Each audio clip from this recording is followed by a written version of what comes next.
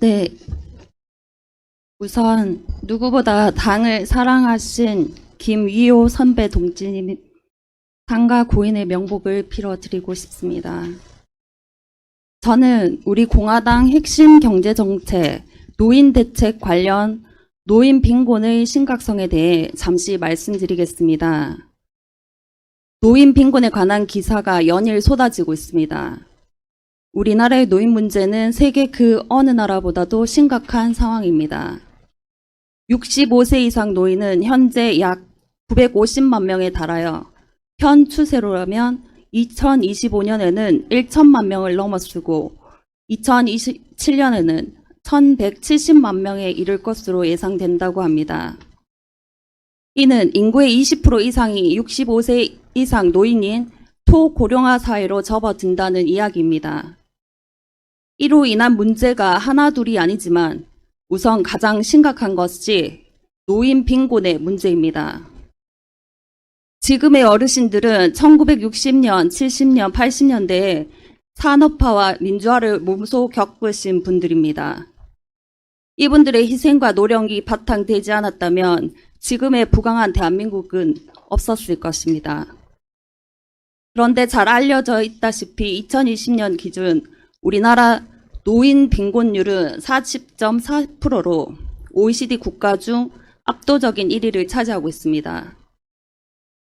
선진국을 자처하는 대한민국으로서 부끄러운 일이 아닐 수가 없습니다. 최고의 복지는 먹고 사는 문제 해결입니다.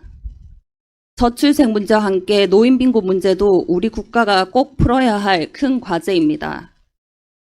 그러나 선거철만 되면 이런 노인들은 소외되고 2030 표심 쌓기에만 혈안이 됩니다. 보수의 정당이라는 한동훈의 국민의힘이나 좌파인 이재명의 민주당은 지금도 경쟁하듯 2030 정책을 쏟아내고 있습니다. 우선 노인 빈곤부터 해결합시다. 이렇게 빈곤 노인이 많은 이유는 여럿이지만 연금 등 공적 연금이 부실하다는 점이 주 요인으로 꼽히고 있습니다. 우리 공화당이 1년 전 이미 제시한 우리 공화당 핵심 경제정책 1번인 노인 대책, 생계도 힘든 노인연금을 30만 원에서 50만 원 올려 번영된 대한민국을 만드신 어르신들께 보답해야 합니다. 이 정책은 포퓰리즘이 아니라 이 시대에 우리가 해결해야 할 주요 개혁 과제입니다. 우리 공화당이 국회에 입성하면 이런 노인 빈곤 문제부터 반드시 해결할 것을 약속드리겠습니다.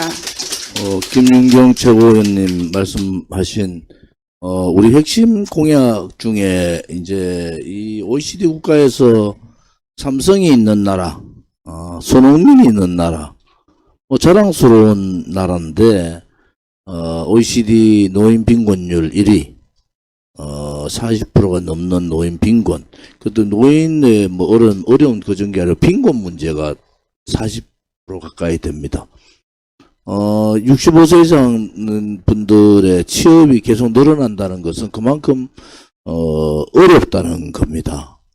우리가 노인연금을 30만 원에서 50만 원으로 인상하는 이 인상안에 대해서 좀 더 적극적으로 홍보를 해 주시기 바랍니다. 누군가는 노인이 됩니다. 2030도 노인이 되듯이 우리가 3대 개혁과제, 연금개혁, 노동개혁, 교육개혁과 맞물려 있는 이러한 노인 빈곤 해소가 우리 공화당이 가고자 하는 길하고 같습니다. 우리 공화당은 약자, 소상공인, 그 다음에 자영업자를 대변하는 민초정당이고 반기득권 정당입니다. 지금은 경제적인 부의 집중, 자본주의 사회에서 필연적으로 일어날 수밖에 없지만은 그것을 국민 전체가 행복한 진실, 정의, 자유롭고 안전한 그러한 대한민국을 만드는 그 문제점 중에서 이 노령화와 저출생 문제를 크게 얘기하고 있습니다. 우리 공화당의 또 하나의 정책은 저출생 보육대책입니다. 보육대책. 지금 수백 조를 이 절출산 문제를 가지고 대책을 세웠지만은 답이 없고, 이제 0.7도 무너지는 상황이거든요. 여기에는, 보육에 대한 우리 젊은 층들이, 부부들이 보육에 대한 자신이 없는 겁니다. 또는 문재인 정권 들어와서 집값을 택도 없이 올려놔서 이제 집을 가질 자신도 없는 거예요. 우리가 2023년 출생되는 아이부터 19세까지 매월 50만 원씩을 지불하는 정책을 발표를 했습니다. 그게 한 1억 한 3천만 원 가까이 되거든요. 지금까지 조용히 있던 민주당은 또 뭐 온 동네방네에다가 1+1, 1억 플러스 1억 줍니다라고 다 붙여놨어요. 우리는 현실적인 부분들, 자금을 어떻게 만들 거냐까지 다 대책을 세워서 월 50만 원, 19세 성인 되기 전까지 월 50만 원 지급하겠다는 그 정책이 뭐 지금 다 따라합니다. 그러니까 우리 공화당보다 더 줘야 된다 해가지고 1+1 2억 준다고 얘기하고 있는 그런 지경입니다. 여러분들이 합리적인 우리 공화당의 정책이 이미 벌써 1년 전부터 이런 정책들을 얘기한 거잖아요. 또 세 번째는 우리가 얘기했더니 윤 대통령이 뭐 그린벨트 조정한다. 물론 지방 그린벨트 조정 얘기를 많이 하잖아요.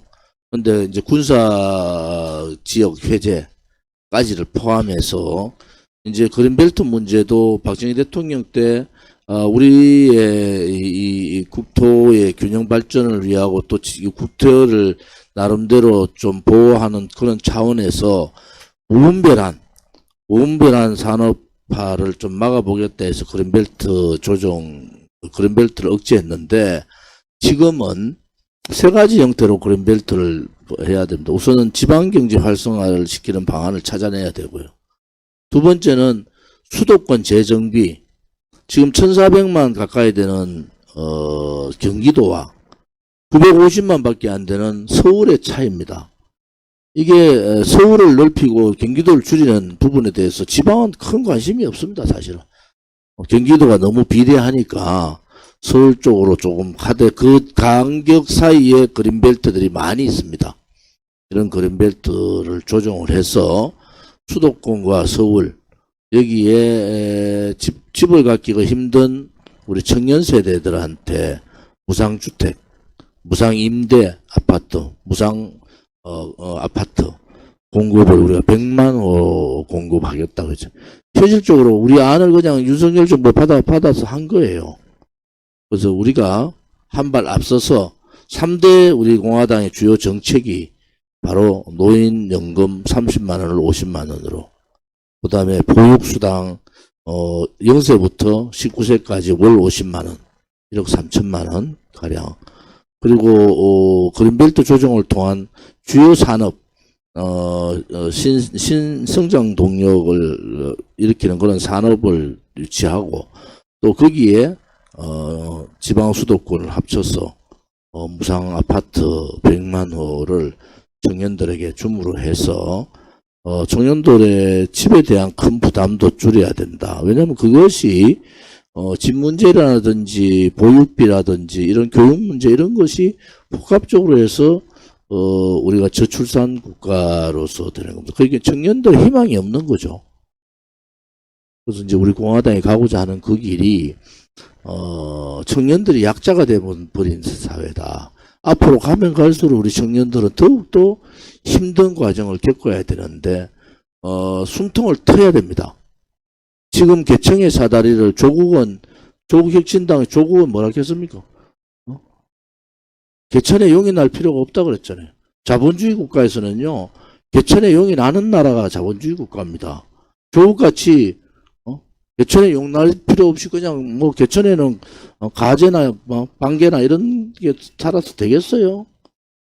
그것이 선동이라는 거예요. 선동.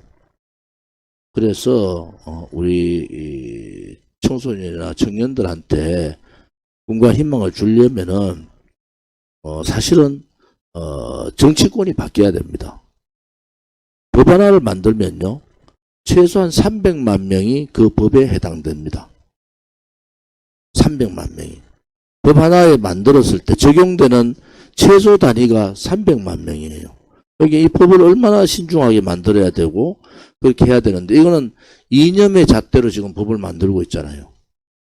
김영주 같은 국회의원, 국회 부의장 했던 민주당 탈당해가지고 국민의힘은 민노총만 대변했어요. 지금까지 민노총만 대변했는 노조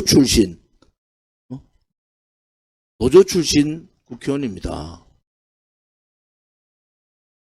기가 막힙니다. 지금까지 민노총만 대변했는데 한동훈은 뭘 그렇게 그 사람이 합리적이라는 소리를 합니까? 지금까지 노동이사제, 그 다음에 사드, 52시간 근로제, 대체법 위에 이런 거 다 반대했잖아요. 52시간 근로제 찬성하고. 아니, 그렇긴 이게요. 민노총의,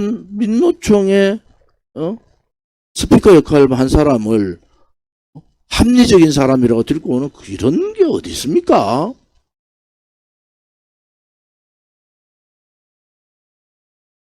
잘못 가고 있는 겁니다. 여러분, 지금부터요, 국민의힘이 이제 코너로 몰려가 가는 걸 여러분 눈으로 볼 거예요. 지금부터 지지율이 역전돼가지고, 이게 지금 3040 세대들이요, 수도권은요, 절대 문을 안 여는 거예요. 지금까지는 한동훈의 칼춤에 그냥 막 하죠. 지금부터는 타겟이 뭡니까? 윤석열 정권 퇴진이에요. 경제, 물가 최상으로 좀 올라 있다고. 물가 문제, 노개혁, 개혁하지 못했고, 물가 잡지 못했고, 그러한 부분들이 이제 막 터지기 시작한다고. 제가 예상했잖아요. 이번 주부터 막 터지기 시작합니다. 그러면은 지지율이 과거 지지율로 그냥 가버려요, 수도권은. 왜?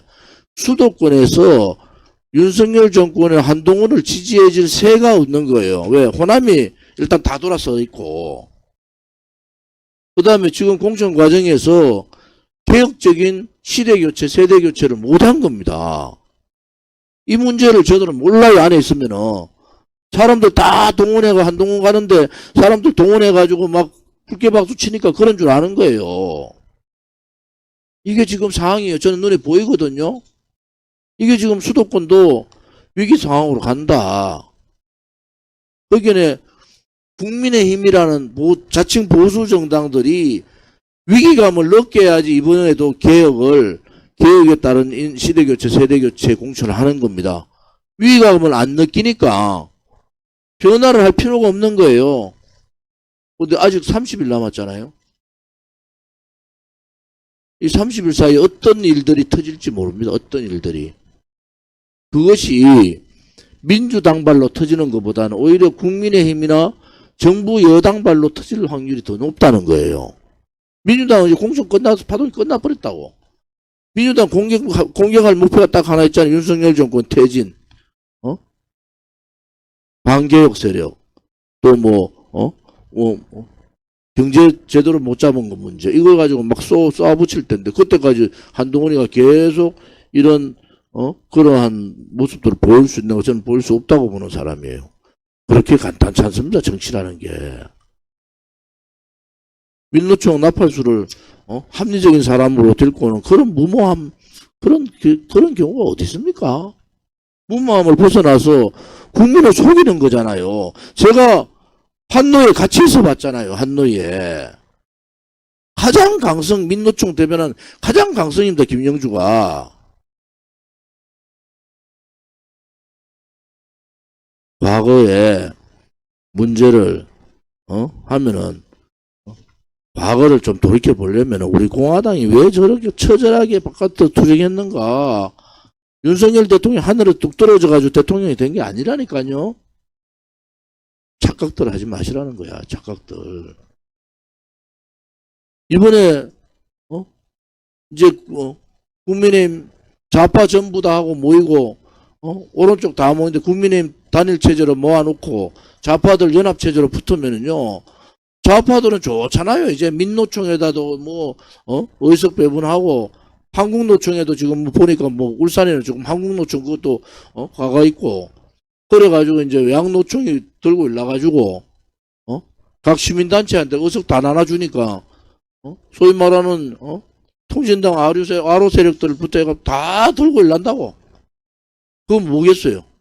그 사람들 그냥 준 게 아니라니까요. 그게 뭐냐. 총선 끝나고 보자는 거, 총선 끝나고. 근데 이쪽 국민의힘은요, 그냥 붕 떠가 있는 거야. 그래서 제가, 야, 큰일 났다. 제2의 촛불이 이제 또, 제2의 탄핵 사태가 또 벌어질 텐데, 국민의힘이요, 카페트 깔아놔도 안 옵니다. 우리 같이 매주 해보라 그래서 못 옵니다.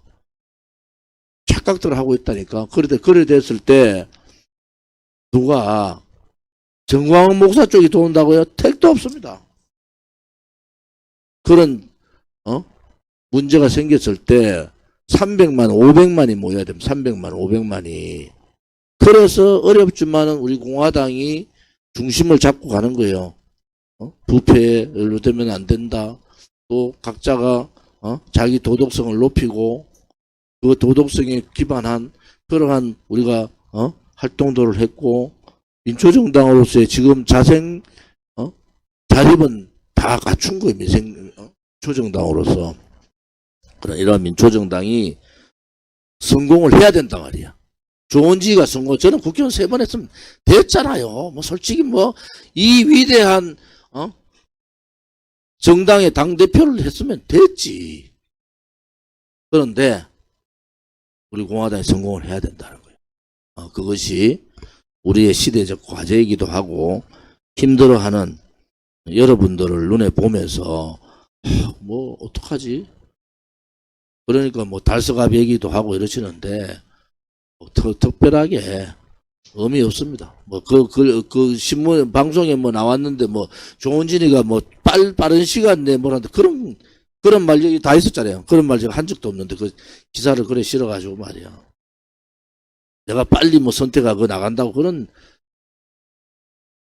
기자들이 그래 싣는 거예요. 어떡하겠어. 무소속, 말도 안 되는 소리, 무소속 무슨, 당대표가 제가 무소속 나가면은 그러면 우리 공화당, 비례대표 선거운동 어떻게 해요? 말 같은 소리들은. 제가 어제 말씀드렸듯이, 제가 비례대표를 가든, 제 달서병에 출마하든, 비례대표 가면 당연히 우리 공화당으로 나가는 거죠. 그러기에는 정원지가 국회의원 되려고 그러면 제가 비례대표 나가서 여러분들이 한판 잔치를, 한판 전쟁을 한번 치러야 된다니까? 아이고, 우리 대표님만 돼도 됩니다. 우리 대표님 무소속으로 나갔어도 대표님만 되면 됩니다. 그런 차원이 아니라니까? 그 정도로 애절스러우면은 비례대표로 나가서 우리가, 최소한도로 조은진 대표라도 좀 당선시키자.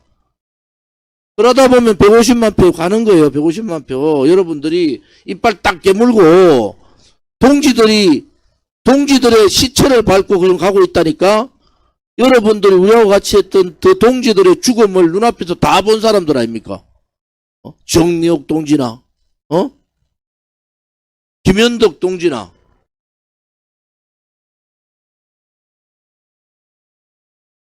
그 과정들을, 다 봤지 않습니까? 우리가. 누가 그래 두려워요? 그런, 딱, 150만 표, 100만 표, 150만 표는 반드시 얻는 것이 아니라, 얻을 수밖에 없는 구도가 돼 있다니까요. 그러니까 여러분, 오늘도 제가 이거 끝나면은 후원방송 하겠지만은, 여러분들 참여해서 한판 붙어보자고요. 뭘 그래, 좋은지 보고 고맙죠. 제가 대구에 제일 친한 친구들 다 갑니다. 무소속 좀 나가면 가능성이 있나 안 있나. 내가 그러면 우리 공화당 들어오지도 않았고 만들지도 않았지. 우리 공화당에 어떤 분들이 모여 있는데 이 위대한 정당의 당대표가 정당을 버리고 무소속 나간다. 그런 말도 안 되는 소리들 좀 그만하시고 우리 공화당답지 않은 얘기들 좀 그만하시고 오히려 그보다는 비례 나가가지고 말이지 150만 표, 200만 표 얻는 게 편하다니까요. 당당하게. 그래야지 우리 공화당의 미래도 있는 겁니다. 그렇게 여러분들이 싸우면은 저는 이긴다고 보는 사람이고, 그러한 이 방송을 보시는 분들이 여러분들 오늘 이빨 딱 깨물어야 돼. 정조희 목사님 같은 분 보셨잖아요. 여러분들 우리 눈앞에서 우리가 박근혜 대통령이 섭섭하게 한다 해도 내가 그 전쟁에, 그 쓰레기 전쟁에 내가 들어가면 되겠어요? 내가 유형하고 싸우고 무슨 의미가 있습니까? 가만 놔둬도 그냥 문제 생겨가 무너질 텐데. 그냥 우리는 그냥 아이고 네 마음대로 해. 그리고 우리 공화당답게 박근혜 대통령한테 보여줘야죠. 보십시오. 우리 공화당이 자생적으로 해가지고 국회의원 5명 들고 들어갑니다. 그때도 안 만나주실 거냐? 그때도 유영아 얘기 듣고 안 만나줄 거냐고 이빨을 바짝 깨물고 한판 전쟁을 치를 준비를 하셔야 된다는 거죠.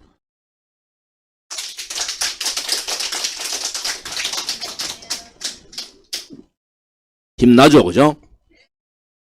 우리 공화당은 그런 정당입니다. 여러분들이 보기보다 훨씬 더 많이 알려져 있고, 그래서 우리가 얼마나 이 정의 진실 투쟁이라는 게 얼마나 힘들 줄 아세요? 이 투쟁이 그만큼 자기의 도덕성이 엄청 높아야 되는 겁니다. 우리 공화당에 뭐 돈 문제 좀 하기 다 나가버리잖아요. 왜 못 오는 거예요? 그래서 여러분들이 이런 멋있는 정당을 여러분들이 만들어 놨기 때문에 이 정당이 성공할 수 있도록 최선을 다해야 된다. 이제 뭐 30일 남아 있잖아요. 30일 남아 있고, 오늘 최고위원 전략회의에서도 그러한 우리가 어떤 방법으로 100만 표 이상을 얻을 거냐, 이걸 집중적으로 오늘 논의를 했습니다. 이제 선관위에 조금 절차만 좀 하고 나면 공식적으로 우리 공화당의 선거를 어떻게 할 건지에 대한 공식적인 이제 발표들이 나갈 겁니다. 비례대표도 마찬가지입니다. 제 머리가 터지는데 비례대표까지 제가 찾으러 다녀야 됩니까? 우리 여성 동지 여러분, 여러분들 적극 참여하십시오. 우리 공화당답게 하세요. 언제 우리가 남 눈치 봤습니까? 우리 공화당답게 하는 거지. 그리고 이제 8년, 여러분들 4월 총선 치르고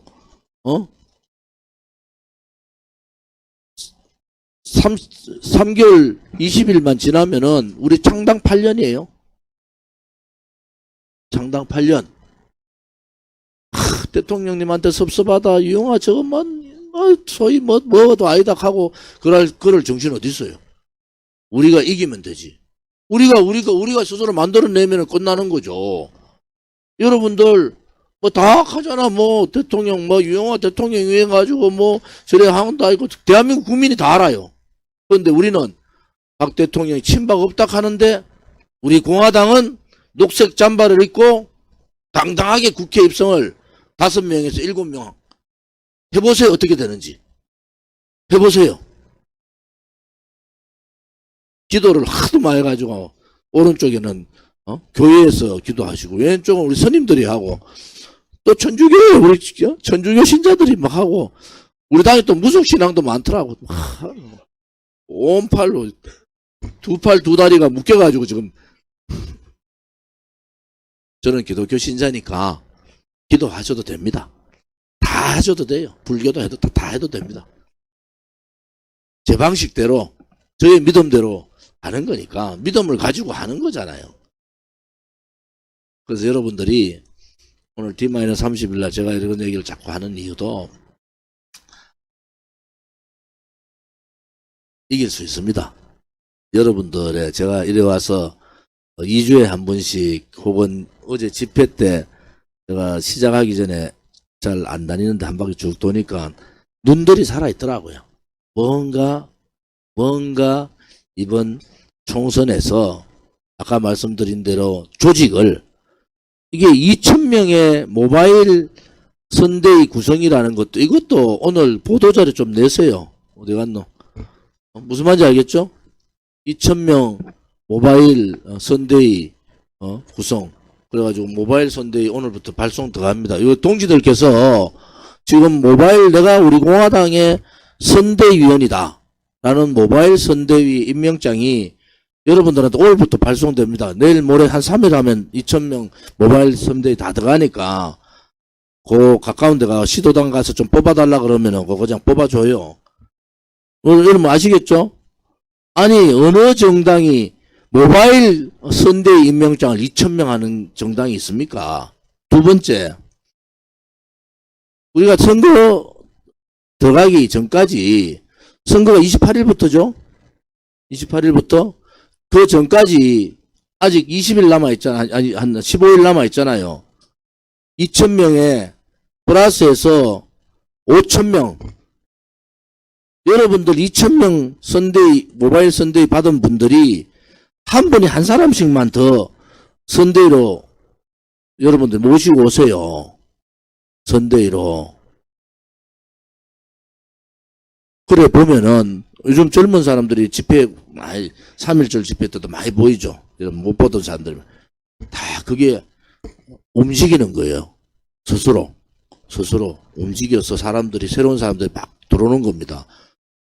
그래서 우리가 이번 선거를 통해서 우리가 맨날 제가 2년 전부터 방송 나갈 때 동지 여러분 방송 실시간 5천 보면 게임 아웃입니다. 암만 해도 안 하더라고. 어려워서 그런지 결국은 뭐 이래 됐지만은 이번에 선거를 통해서 5,000명의 이 선대위 구성을 하고 지금 2,000명 모바일 2,000명 받는 사람 또 우리가 중앙당에서 또 명부를 더 챙겨서 1,000명 만들고 이렇게 해서 5,000명의 선대위 구성을 선거 전까지 뭐 선거 4월 10일이니까 4월 10일 전까지 하시면 됩니다. 그러니까 한 달 동안에 우리 D-30일 동안 우리가 5,000명의 선대위 구성을 하자 뭐 이렇게 하시면 되고요. 또 뭐 우리가 자료도 작은 게 아니고 저는 지금 사실은요 아까 진성 수석이 얘기했지만은 뭐 다른 데 가서 찾을 것도 없어요. 우리가 가지고 있는 800만 명한테서 150만을 뽑아내는 게 훨씬 빠른 거 아닌가요? 네? 800만이라는 게 그냥 하늘에 떨어진 게 아니잖아요. 우리 공화당을 지지하고 서명도 하고 막 했던 분들이 많다고. 그게 800만이에요. 800만. 이분들을 집중 공략해가지고 여기서 150만을 뽑아내는 거 이렇게 어렵지 않습니다. 어렵지 않아요. 그래서 제가 죽기보다도 얘기 안 하는 게 작은 문제인데 그래서 하는 거예요. 작은. 오늘도 2차 방송 하는 게 여러분들 왜 못해요? 자료도 많고 공격할 대상도 있고 우리 공화당이 알려진 것도 4년 전하고 전혀 다르고 그러면은 또 지금 민주당의 환경이나 국민의힘 환경이 그렇지 않고 극자 세력들이 대고 들어오는 이 상황에서는 우리 공화당이 우리 공화당의 고개를 돌려보는 분들이 되게 많다. 되게 많다. 여러분들 대구 가면요 택시 기사들 대부분이 좋은지 멋있다고 막 한다. 그거를 표로 연결해야 된다네요. 표로. 예, 당원동지 여러분, 예, 부산 시당입니다. 말로 하는 선거운동은 제한이 없습니다. 선거 30일 전이긴 합니다만, 아까 말씀드린 말로 하는 선거운동, 그 다음에 문자 메시지 보내기 등등은 시기 제한이 없는 만큼, 적극적으로 이렇게 이제 활동을 좀 해주시길 예, 당부드리겠습니다. 30일이 남은 시간이 짧으면 짧고 길면 길 수도 있습니다만 선거를 준비한 우리 입장에서는 그렇게 길지 않다고 생각이 듭니다. 적극적으로 문자, 말, 전화 등으로 우리 당이 어떤 당인지 충분히 설명해 주시고 지지 호소를 하는 그런 당원 동지 여러분이 되어주시면 감사하겠습니다. 이상입니다.